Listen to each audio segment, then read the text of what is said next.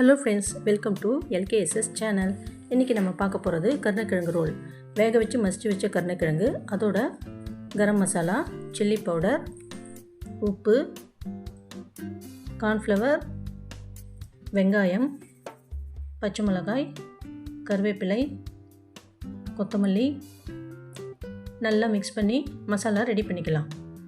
ஏற்கனவே ரெடி பண்ணி வச்சுருக்க கோதுமை மாவை ரவுண்டாக திரட்டிக்கிட்டு அது மேலே மசாலாவை ஸ்ப்ரெட் பண்ணிக்கலாம். அழகாக கட் பண்ணி ரோலாக எடுத்து ரெடி பண்ணிக்கலாம்.